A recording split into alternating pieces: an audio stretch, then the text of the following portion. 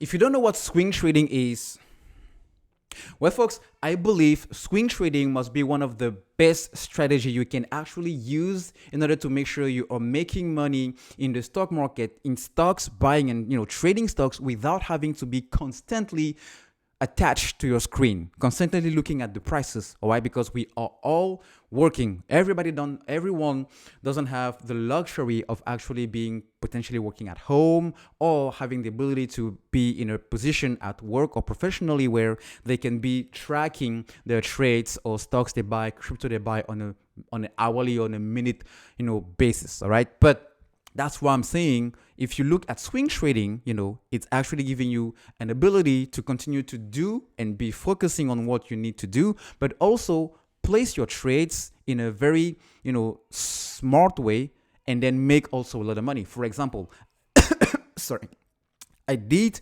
cash out last week on $10,000 just on 2 trades. And those 2 trades were exactly in this market that it's way overlooked by a bunch of investors and even traders in the market. So I'm going to share with you in this video why I believe this is the time and this is the very well positioned sector in which you can actually also make good deals and good money swing trading these stocks, because there is something actually forming here. There is a new shift in the market, if not already happening. I'm talking about the oil market, because today you can see here that the oil barrel trading here in West Texas, meaning for the US market, because we have both. We have the London index, which is the Brent oil, and we have the West Texas, the YTI. So 7.5% gain only today. And last Friday, it already gained 4%.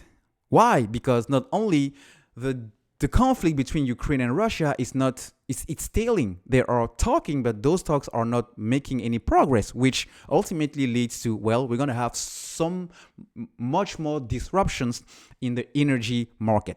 What you need to know is Russia is actually the top 3 or even the second top producer of oil. Not only producer, but also exporter after Saudi Arabia. All right. Now, when Biden said we're going to put a ban into Russia oil, Europe said, we can't do that because we depend too much on natural gas and oil coming out of Russia.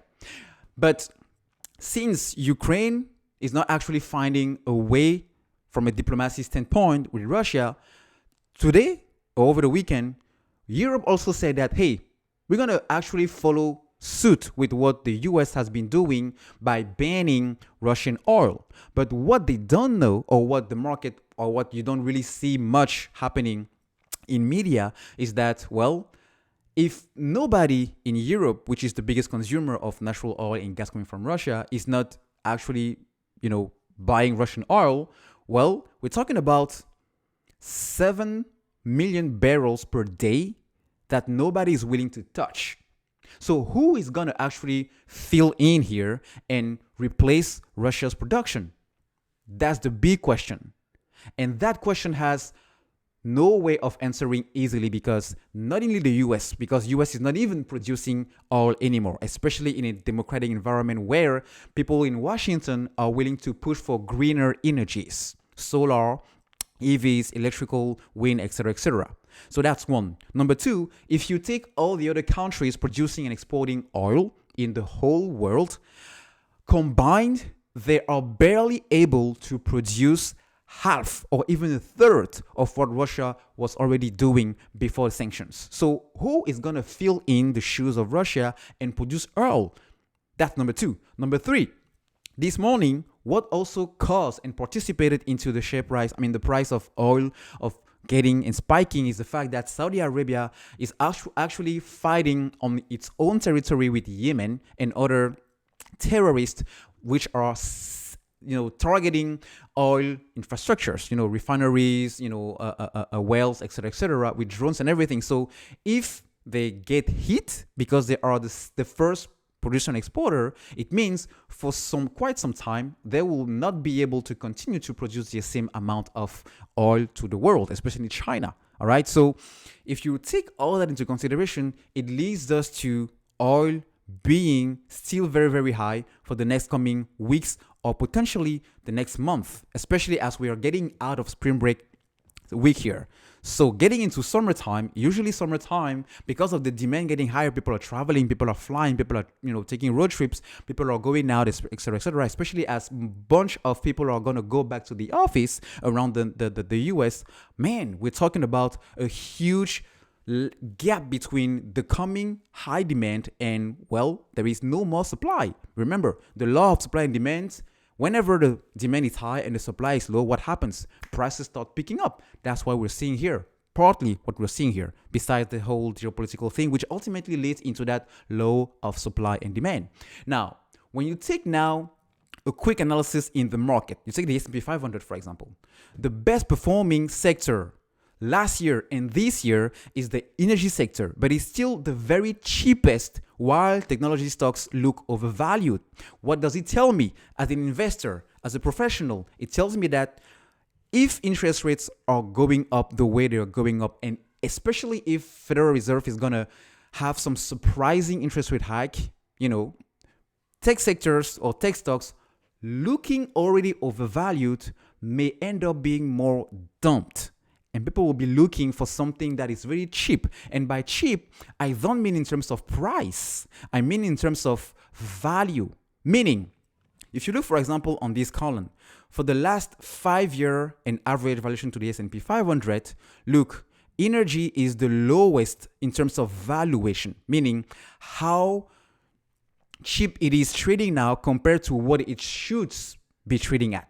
Everything else, it's at least triple digits or even 90%. Look, communication services, 100%. Consumer discretionary, 150%. Consumer staples, everything is above 50, 60, 70%. Financials, even financials, 70%. Healthcare, 87%. Industrials, 102. IT, 112. You can see real estate, 104. But energy is still very, very, very cheap. Again, cheap is not in terms of the price. Cheap here, it's in terms of, okay, I'm buying something at $10, but it's really worth $50. So even without this whole situation that is setting up the price of oil to go high, we are already talking about energy being a very viable and tradable, sector. Now, if we get to the extreme, we can see oil hitting very, very high prices, which ultimately will fuel on the share price of these stocks to even go to the moon. While Russia deputy's prime minister seems to think that oil could hit $300. This is an article that was published today, March 21st.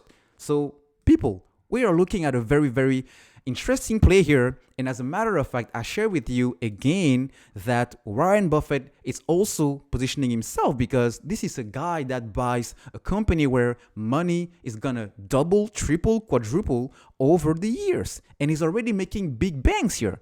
That's why people are asking why billionaire Warren Buffett is buying this oil stock. I shared this with you when we're adding, and the stock has been skyrocketing. This is the one.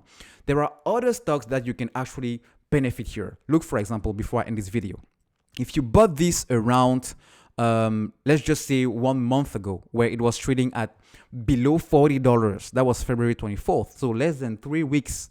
If you bought here at 38 and you sold here when it reached $61 a piece, that would have given you $22 per share. So if you only had $100 per share invested, we're talking about what?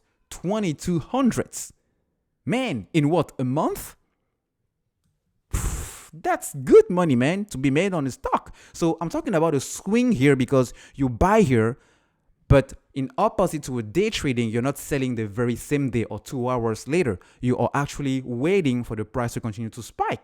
And remember, the fact that Warren Buffett is buying close to a new all-time high gives me the impression that if you zoom out, that this stock is actually going back up even higher to what it was potentially trading when oil was also trading at $100 a barrel, like in 2018. So the bottom line here is, folks, if you want to look for a sector, for stocks or a group of stocks that will give you the ability to buy today, maybe wait 1 week, 2 weeks, 3 weeks, 4 weeks, maybe 2 months, but that wait will be worth waiting because you are going to make significant amount of money. It doesn't matter how much you put in. So let me know in the comment section if you'll be interested to knowing more of this, sector. I will be more than happy to make a follow-up video sharing with you plays that personally I am and I've been trading for the last 2 years.